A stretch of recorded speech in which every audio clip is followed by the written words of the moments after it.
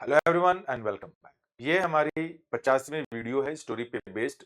ये हम क्यों करते हैं? ये उन बच्चों के लिए है जिन्हें इंग्लिश में डर लगता है, जिन्हें लगता है कि इंग्लिश काफी टफ है। इसमें मैं करता क्या हूँ, शॉर्ट स्टोरीज, छोटे छोटे स्टोरीज जिनके बारे में आप पहले से हिंदी में जानते रहते हैं, उन्हीं स्टोरीज को लेकर के पैसेजेस को एक्सप्लेन करने की कोशिश करता हूँ, जिससे कि आप उनका ग्रामेटिकल इंटरप्रिटेशन समझ सकें और इंग्लिश की समझ को बेहतर बना सकें। तो समय को वेस्ट किए बगैर आइए आगे बढ़ते हैं अपनी स्टोरी पे। आज का हमारा स्टोरी है यहाँ पे the deer and the hunter, यानी कि एक हिरन और एक शिकारी की बात हो रही है। तो चलिए छोटी सी स्टोरी जल्दी से इसको हम देख लेते हैं। कुछ बातें मैंने इसमें की पहले एक्सप्लेन कर रखी हैं पहले की वीडियोज में, जैसा कि आप देख रहे हैं कि 50वीं वीडियो है, तो जाहिर सी बात है कि इससे पहले और भी वीडियोज रहे होंगे। तो ये उन्हीं लोगों के लिए है जिनको इंग्लिश में काफी डर लगता है, मतलब बेसिक लर्निंग के लिए है ये, जो कि आगे हेल्प करेगी। अ लगा हुआ है तो जाहिर सी बात है कोई ना कोई नाउन आया रहेगा, तो एक सिंगुलर काउंटेबल नाउन आया हुआ है अ डियर, मतलब एक हिरन की बात हो रही है। ड्रैंक किसका सेकंड फॉर्म है? ड्रिंक का। ड्रिंक वर्ड तो आप जानते ही होंगे, ड्रिंक फर्स्ट फॉर्म यानी प्रेजेंट फॉर्म,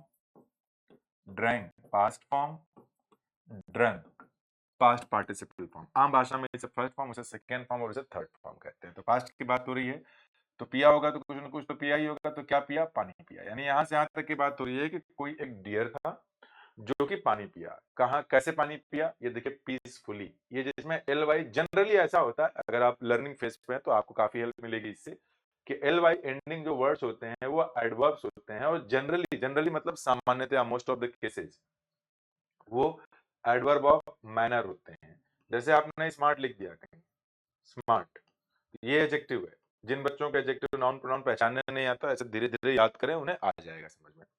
इसमें एल वाई लगा देंगे तो ये बन जाएगा स्मार्टली, यानी कि अब ये बन जाएगा एडवर्ब। अब ये कौन सा बनेगा? Adverb of manner. मैनर का मतलब कोई काम कैसे होता है। मैंने यहाँ पे लिख दिया क्लेवर। हालांकि ये सारी बातें मैं इसके पहले के वीडियोज में भी बताया हूँ, लेकिन जो बच्चे पहले के वीडियोज नहीं देखे हैं, थोड़ा हेल्प मिल जाएगी। ये एडजेक्टिव है चालाक, लेकिन आपने इसमें एल वाई जोड़ दिया आग में क्लेवरली, तो ये बन जाएगा एडवर्ब ऑफ मैनर। वैसे पीसफुल होता है शांत, पीसफुली मतलब होता है शांति से। मतलब कोई एक भेड़ बोल रहा हूँ उसे, क्या हिरन है, वो हिरन जो था क्या किया कि पानी पिया। कैसे पिया? शांति पूर्वक अपना गया होगा तालाब वगैरह में, नदी में, जहां भी रहा होगा, पानी पी लिया होगा। कैसे पता पास्ट है? क्योंकि सेकंड फॉर्म है। ये कैसे पता करेंगे? याद करते करते पता चलेगा।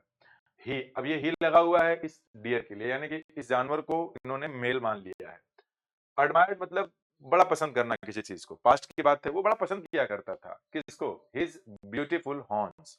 हॉर्न मतलब सिंग होता है। ये ब्यूटीफुल एडजेक्टिव है, तो किसके लिए आया है? हॉर्न्स के लिए आया है। दो हॉर्न होते हैं ना, तो दोनों हॉर्न उसको अपने काफी पसंद थे। बट हम यूज करते हैं कॉन्ट्रास्ट को बताने के लिए। कॉन्ट्रास्ट मतलब कुछ नेगेटिव हो, पहले जो बात बोला गया उसका अपोजिट। नेगेटिव का मतलब नेगेटिव बात नहीं, जो पहले बात बोला गया उसका नेगेटिव, यानी उसका उल्टा। पहले पॉजिटिव तो बाद में नेगेटिव, पहले नेगेटिव तो बाद में पॉजिटिव, यानी उसका उल्टा हो जाएगा। तो वो उसको नापसंद था। क्या नहीं पसंद था उसको? उसके थिन, थिन मतलब पतले, लेग्स मतलब पैर, उसको उसके पतले पैर बिल्कुल पसंद नहीं थे। सभी इंसान को कई बार लगता है लाइफ में कि यार मुझे मेरे बाल काफी अच्छे लगते हैं, लेकिन मुझे मेरे होंठ अच्छे नहीं लगते। बहुत सारी चीजें ऐसे होती हैं। तो वैसे उसका भी था कि उसको अपने दोनों के दोनों हॉर्न्स यानी सिंग पसंद थे, लेकिन उसको पैर नहीं अच्छे लगते थे। अब अ हंटर, अ लगा है तो डिटर्मिनर है। आम भाषा में आप इसे आर्टिकल्स भी कहते हैं, लेकिन आर्टिकल्स डिटर्मिनर का ही पार्ट होता है, इसलिए मैं डिटर्मिनर पढ़ रहा। इसके बारे में पहले बताएगा। हंटर सिंगुलर काउंटेबल नाउन, एक शिकारी अराइव्ड, पहुंच गया वहीं पर। द डियर, ये द क्यों लगा? क्योंकि आर्टिकल अ एक बार लग चुका है। तो कोई भी नाउन जिसके बारे में आप एक बार बात कर लेते हैं, एक आम भाषा में समझने के लिए, दोबारा अगर उसके बारे में बात करते हैं तो द लगा देते हैं। क्यों लगा देते? क्योंकि वो स्पीकर और लिसनर दोनों को पता चल जाता है कि हाँ उसी चीज के बारे में बात हो रही है। तो द डियर का मतलब वही वाला हिरन, रैन फास्ट। तो वो जो हिरन था ना, बहुत तेजी से भागा। हिज लेग्स, उसके पैर, सेव्ड, सेकंड फॉर्म फिर से आ गया। रैन का भी देख लें, नहीं पता तो जो रन है ये आपका प्रेजेंट फॉर्म होता है। इसका जो पास्ट फॉर्म होगा वो रैन होगा, सेकंड फॉर्म। और जो थर्ड फॉर्म होता है ना, वो भी रन ही, यानी कि first form third form same होता है। बहुत तेजी से वहां से भागा। सेव, सेव को नहीं पता अगर आपको, वर्ब के फॉर्म पे इसे कहते हैं प्रेजेंट फॉर्म यानी कि फर्स्ट फॉर्म।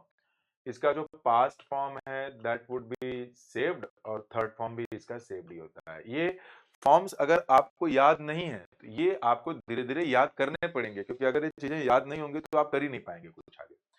तो बहुत तेजी से भागा। उसके पैरों ने, जो जिन जिन पैरों को पसंद नहीं किया करता था, नफरत थी उसको, उन्होंने बचाया क्या? उसको।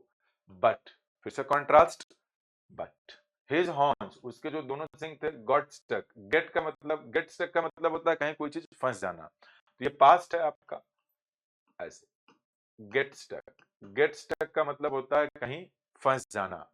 तो वो पास्ट है ना, गेट का सेकेंड फॉर्म भी गॉट होगा, थर्ड फॉर्म भी गॉट होगा। तो ये पास्ट है।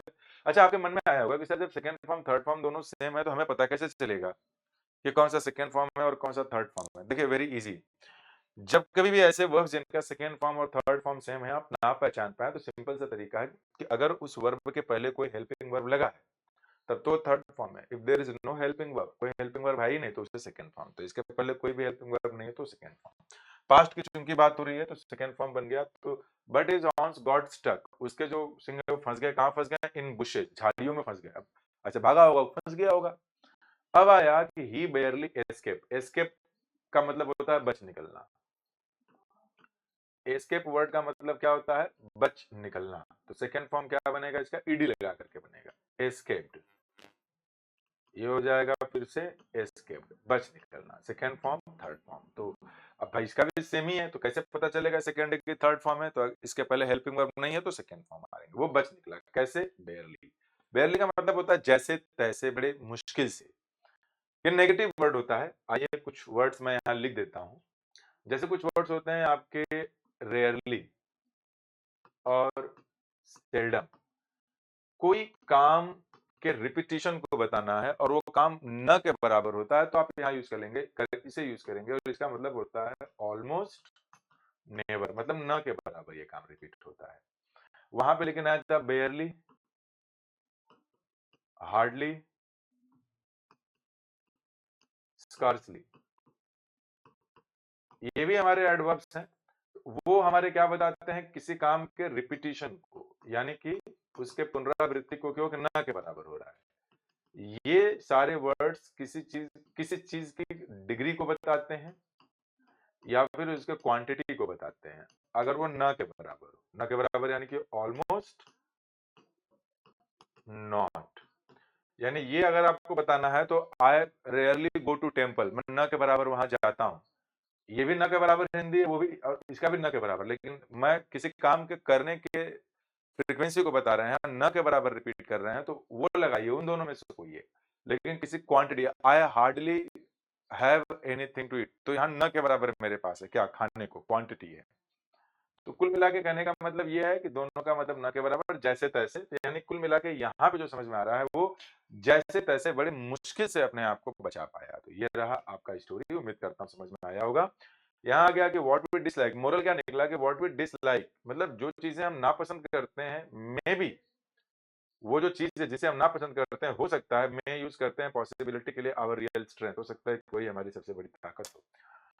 है ना? जैसे कि पैरों को नापसंद करता था, तो पतले पैर थे, तेजी से लचीले पैर थे, भाग गया तेजी से निकल करके। तो नापसंद करता था, लेकिन वही उसके लिए ज्यादा इंपॉर्टेंट रहा। तो उम्मीद करता हूँ वीडियो पसंद आई होगी। वीडियो कैसी लगी कमेंट बॉक्स में जरूर कमेंट करके बताइए। पसंद आई हो तो लाइक करिए, दोस्तों के साथ शेयर करिए, और चैनल को अगर सब्सक्राइब नहीं किया तो please do subscribe to it, ताकि अपकमिंग वीडियोस के नोटिफिकेशन आपको सबसे पहले पहुंच सके। Bye bye.